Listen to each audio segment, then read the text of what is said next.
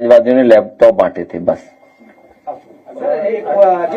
और केजी से पीजी पढ़ाई मुफ्त होगी बेटियों की, गरीबों का इलाज फ्री होगा।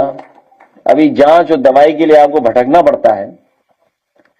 समाजवादी सरकार आएगी तो स्वास्थ्य सेवाएं कैसे बेहतर हों, गरीब को फ्री इलाज कैसे मिले, दवाइयां कैसे फ्री मिले, इलाज कैसे फ्री मिले, और इधर कैंसर को लेकर के बड़े पैमाने पर लोगों के घर परिवार में कैंसर हो रहा है, संख्या बढ़ती चली जा रही है, और महंगा इलाज के कारण इलाज भी पूरा नहीं हो पा रहा है।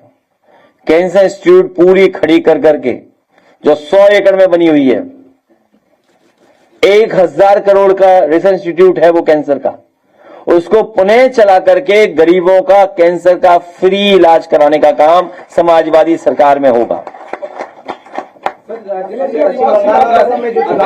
परिणाम आए हैं, पोस्टर लगाया गया है लखनऊ में, जिसमें भारत के नक्शे में दिखाया गया है कि 22 राज्यों में भगवा लहराया है भारतीय जनता पार्टी का।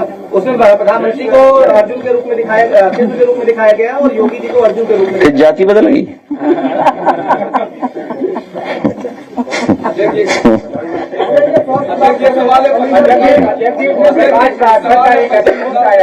किसका?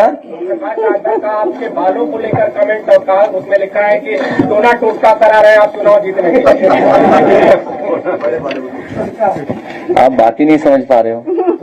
मैं कुछ कह दूंगा तो खराब लग जाएगा किसी को। चल सन्यासी मंदिर में, उसको गाना बजाइए, अगली लाइन भी प्ले करो जरा। नहीं अभी नहीं, ये गाना किसका था? चल सन्यासी मंदिर में। ये सन्यासी कौन था? अरे मनो, चश्मा लगाए हो, याददाश्त चलेगी तुम्हारी। अरे यहाँ कहाँ मनोज कुमार है जिनको कंगे की जरूरत नहीं है?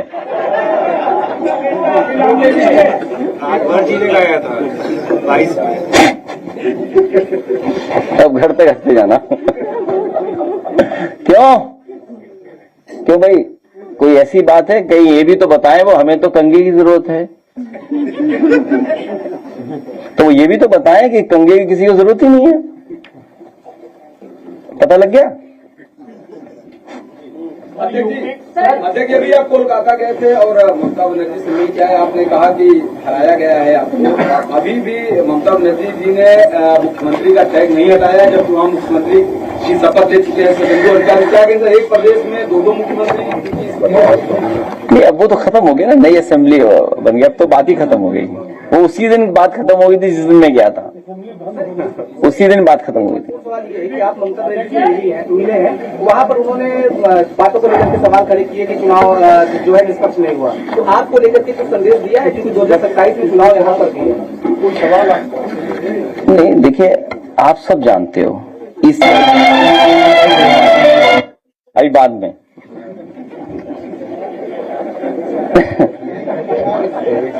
हर दिन रखते हैं आपके लिए वो पुराना वाला नहीं, वो इतनी बात खत्म हो गई। देखिए, रोल ऑफ ईसीआई, आप सब लोग यहां पर हो, एक निषाद याद होगा आपको, जो दस्तखत करना नहीं जानता था, उससे दस्तखत कराए और समाजवादी वोटरों के वोट काटने की तैयारी थी फॉर्म 7 से। नंदलाल निषाद, सुल्तानपुर का। उन्हें मैंने बुलाया, मैंने पूछा कि आप दस्तखत कर लेते हैं?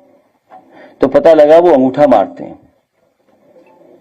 और सोचिए, टाइप्ड, किसी कंप्यूटर से टाइप किए हुआ पेपर, फॉर्म 7 भरा हुआ, जिसमें दस्तखत किए हुए नंदलाल निषाद के, वही था ना, और वो दस्तखत करना नहीं जानता है। बीजेपी वाले वोट कटवा रहे थे फॉर्म 7 भर करके समाजवादी पार्टी का, हम लोगों ने पकड़ा। कभी आपने पूछा जाके सरकार से सवाल है, इलेक्शन कमीशन से, कि भाई वो फॉर्म 7 भरवा रही थी बीजेपी, आपने क्यों कार्रवाई नहीं की किसी अधिकारी पर? दूसरा, एरवा कटरा में समाजवादी पार्टी के नगर अध्यक्ष के दस्तखत हरा करके समाजवादी पार्टी में वोट काट रहे थे। क्योंकि जिस एजेंसी को ये वोट कटवाने का, फॉर्म 7 भरवाने का काम मिला था, उस एजेंसी को पता ही नहीं था कि नगर अध्यक्ष समाजवादी पार्टी का है, जिसका वोट कट रहा है वो समाजवादी पार्टी का है। उन दोनों को मैंने यहां खड़ा किया था, अगर आपको याद हो, और वो उसका वोट बचा लिया था। इलेक्शन कमीशन और अखबार वाले आप लोगों ने इतनी सी खबर निकाली थी, इतनी सी। अगर आईसाइट कमजोर होती तो मिस कर जाते वो खबर भी। और इसी लखनऊ में, सरोजनी नगर में, दशरथ नियम जो कहता है, नियम और कानून जो कहता है कि आप इससे ज्यादा फॉर्म 7 एक दस्तखत से नहीं भरवा सकते हैं। 5 के अलावा आप नियम यही कहता है कि 5 ही आप ऑब्जेक्शन कर सकते हैं। लेकिन सोचिए कितने ऑब्जेक्शन कराए थे उन्होंने, कई 100। और मुझे खुशी है इस बात की, कई पत्रकार साथी वहां पहुंचे थे, मौके पर बातचीत की थी। लेकिन उसके बाद क्या कार्रवाई की, मैंने 3 उदाहरण दिए आपको। 3 उदाहरणों पे अगर कोई कार्रवाई की गई हो तो बताओ इलेक्शन कमीशन को हम क्या माने। इसीलिए कहा मल्टीपल लेयर माफिया काम कर रहा है यहां पर। आपके पास 3 उदाहरण दिए मैंने, और कई हजारों के हम लोगों ने एफिडेविट दिए थे, जहां पर एफिडेविट देकर के ये बताया था कि 19 में था और 22 में उनका वोट काट दिया, वोटर लिस्ट से वोट हटा दिया। क्या कार्रवाई की इलेक्शन कमीशन ने, बताइए आप। कोई कार्रवाई हुई हो तो बताओ। तो क्या खुली बेईमानी नहीं चल रही क्या? किसकी क्रेडिबिलिटी हम देखें? और फिर शासन प्रशासन का काम, ईडी का काम। अभी ईडी आने वाली होगी यूपी में, कब आ रही है? एक बार ईडी आई थी, ईडी ने छापा मारा, कहा समाजवादियों का पैसा है, बाद में तो पता लगा बीजेपी का निकला। हम आज तक मांग रहे हैं वो 250 करोड़ रुपए दे दो हमें। जो कानपुर में छापा मारा गया उसमें 250 करोड़ रुपए निकले थे, याद है आपको, 22 के चुनाव से पहले। भाई वो पैसा हमारा अगर बताया तो हमें वापस तो कर दो। बीजेपी वालों कब दोगे चंदा हमें वापस? अभी अध्यक्ष जी, अभी एक जनता दरबार में ब्रजेश पाठक जी ने एक फरियादी की फरियाद सुनते हुए बोला कि इनका काम कर देना, ये अपने लोग हैं, तो बाकी लोग का क्या होगा? हम भी तो अपने लोग हैं। खैर, ये सरकार को भेदभाव नहीं करना चाहिए।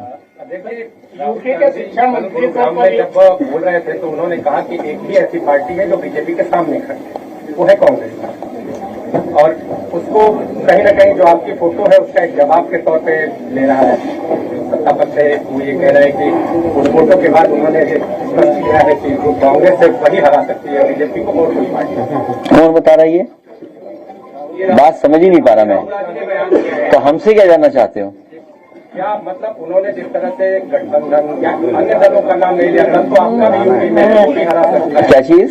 दल तो आपका भी है, वो हम नहीं कह रहे। जैसे जो है सत्ता पक्ष इसको इसी लिहाज से ले रहा है कि आपने जो फोटो पोस्ट, और उसके बाद राहुल गांधी का ये बयान है। भाई हमने कहा कि मुश्किलों में साथ नहीं छोड़ा जाता है। क्या खराब बात कही मैंने? सर आपका ट्वीट कई लोगों में एकदम मतलब पीछे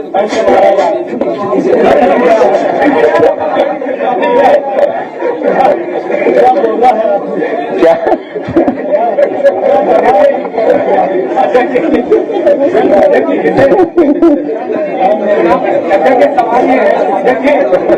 सवाल ये है कि आने वाले चुनाव में गठबंधन पूरी तरह से मजबूत रहेगा। सवाल ये है जिस तरह से सत्ता कहीं ना कहीं इसलिए सवाल ये है कि आने वाले चुनाव में गठबंधन पूरी तरह से मजबूत रहेगा। गठबंधन बहुत अच्छा रहेगा, गठबंधन मजबूत रहेगा।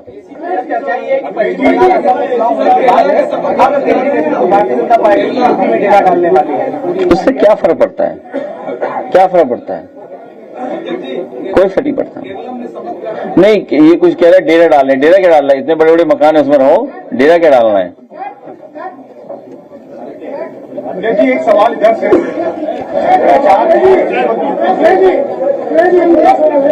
इलेक्शन कमीशन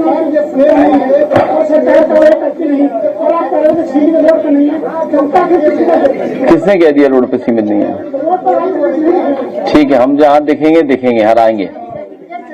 हमारा काम है हराना बीजेपी को और जनता का साथ लेकर के हराना। हम लोग मिलकर के जनता का साथ लेकर के हराएंगे। एक सवाल है कि आज जयंती है और आपके चारों तरफ हम देख रहे हैं कि खास करके क्षत्रिय समाज के लोग बैठे हैं, तो 2027 चुनाव में क्षत्रिय समाज का क्या भूमिका रहेगा और कितना आप टिकट देने वाले हैं 403 नहीं, बहुत अच्छा किया आपने पूछ लिया। सम्मान भी देंगे, स्थान भी देंगे।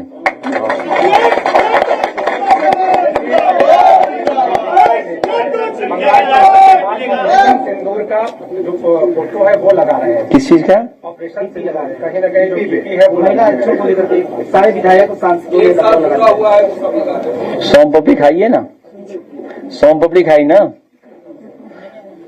सोम पपड़ी Perth by Perth Bharatiya Janata party एक झूठ पर्थ पे दूसरी झूठ की पर्थ चढ़ा देती है। कौन नहीं जानता महिला क्षण लागू हो चुका है, 27 में लागू कर दो। यहाँ जितनी महिलाएं कई टिकट पा जाएंगी अपने आप, उन्हें सिफारिश के लिए भागना भी नहीं पड़ेगा कहीं, क्योंकि वो महिलाओं को आरक्षण देना नहीं चाहते। अभी बिहार में सरकार बनी है, 5 महिलाओं को मंत्रिमंडल में स्थान मिला है, केवल 33% में, वो भी कम है। और बंगाल में कितनी जीती हैं या कितनों को टिकट दी हैं? इलाहाबाद हाईकोर्ट का फैसला आया है और उन्होंने RO11 परीक्षा में ज्वाइनिंग पर रोक लगा दी। इस पर हम लोग विस्तार से बैठेंगे और वोट के लूट के साथ साथ हक अधिकार की भी लूट बड़े पैमाने पर सरकार में हो रही है। शिक्षा मंत्री योगेंद्र उपाध्याय कल कानपुर गए थे, उन्होंने कहा कि जॉनी जॉनी यस पापा जो राइम्स है, पॉपुलर राइम्स, उसको कहा है कि भारतीय संस्कृति को ये गलत सिखाता है।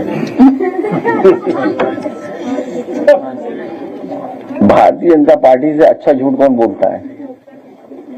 उन्हें बहुत पुरानी प्रैक्टिस है, बहुत पुरानी प्रैक्टिस है उनके पास।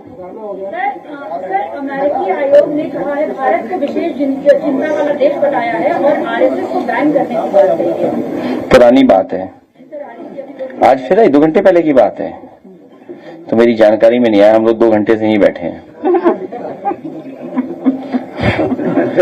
अध्यक्ष जी, सवाल इधर से है, शंकराचार्य जी इस वक्त यूपी के दौरे पर हैं। उनसे जब पत्रकारों ने सवाल किया कि राज्यों में जो क्षेत्रीय पार्टी है उनका कहीं ना कहीं वो अल्पसंख्यक में आती जा रही है और सिर्फ बीजेपी और कांग्रेस का जो है वो वर्चस्व पड़ रहा है, तो उन्होंने उसका जवाब ये दिया कि जिस तरह से अमेरिका में पूंजीवादी 2 चेहरे ही चुनाव लड़ते हैं, वही चीज अब भारत में लागू हो रही है।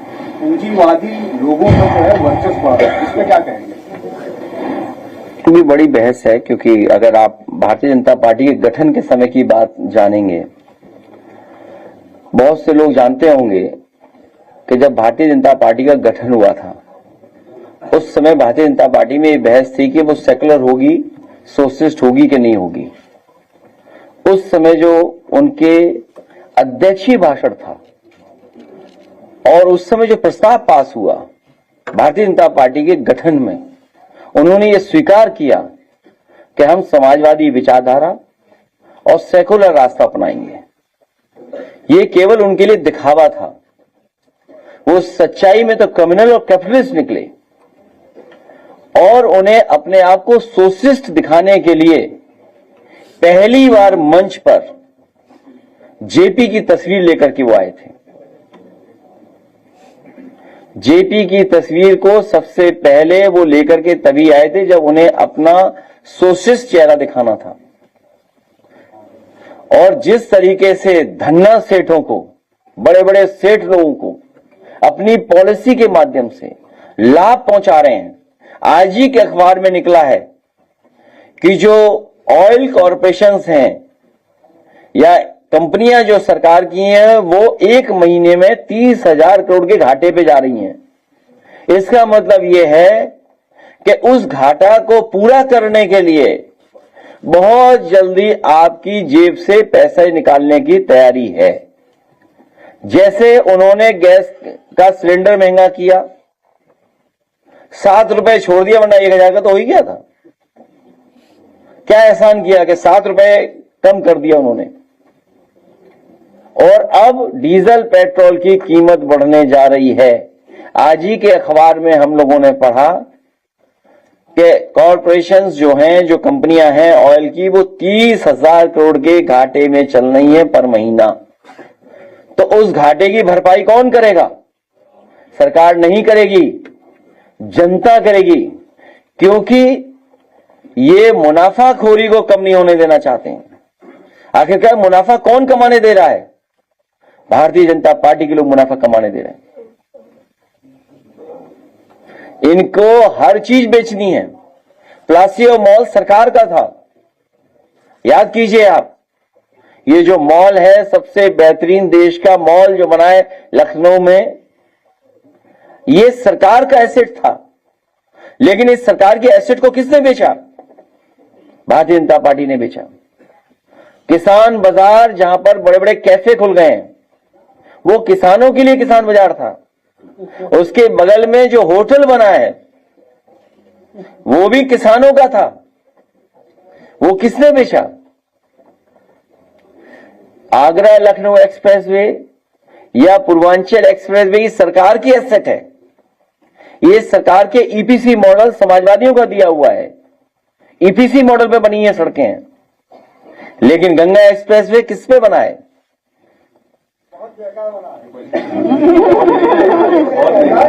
अरे अच्छे बुरे की बात नहीं कर रहे अभी बात कर रहे हैं एसेट किसके लिए क्रिएट किया है। तो ये भारतीय जनता पार्टी पूंजीवादी को बढ़ावा देती है और चुनाव में जो खर्चा करते हैं, ये गैंग है, गैंग उद्योगपतियों का, बीजेपी के लोगों का और कुछ हमारे अपने लोगों का, नहीं तो दिखाएंगे नहीं टीवी पर। ये सब मिलकर के गैंग बन गया है। तो उन्हें पता होना चाहिए देश में ये गैंग की तरह काम कर रहे हैं, गैंग की तरह।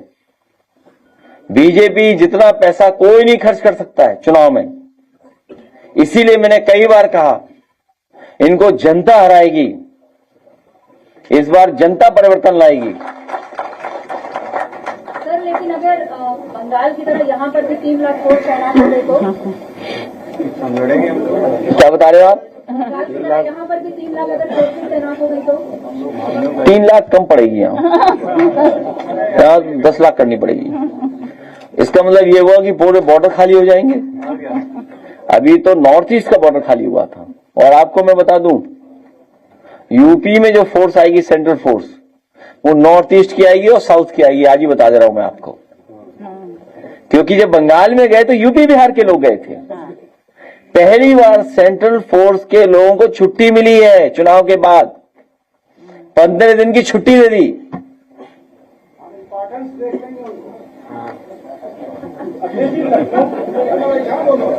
लखनऊ की सरोजनी नगर में एनडीए 42 लाख रुपए किसानों की जमीन लेने के लिए दबाव बना रहा है। वहाँ के तमाम सारे किसान कह रहे हैं अखिलेश यादव की सरकार उसी को हमें उचित मुआवजा मिलता। मैं आपके सवाल का यही जवाब दूंगा। अपने किसान भाइयों से कहूंगा मैं कि जिस तरीके से किसी भी प्रोजेक्ट के लिए बाजार का भाव दिया था, मैंने बाजार की कीमत दी थी, सर्किल रेट बढ़ा करके समाजवादी सरकार में उनको मुआवजा दिया जाएगा। इसलिए कानूनी मदद लें, कानूनी मदद लें। अगर मुआवजा कम मिल रहा है तो न्यायालय जाएं और कानूनी मदद लें उसके लिए। जनता के आक्रोश की वजह से स्मार्ट मीटर और सबसे स्मार्ट मीटर प्रीपेड था पोस्टपेड हो गया है। ऐसे ही अगर फैसला लिया जाए तो ईवीएम बैलेट पेपर से मीटर सब लोग घर से निकाल के बाहर फेंक दिए। कैसे लगेगा दोबारा? लगाना क्यों है? 300 यूनिट फ्री दे रहे हैं हम लोग। 300 यूनिट फ्री की बात कर रहे हैं। और ये पत्रकार भाई हमसे तो सवाल पूछ लेते हो आप। कभी सरकार से पूछा कि तुमने बिजली का कारखाना कहां लगाया है?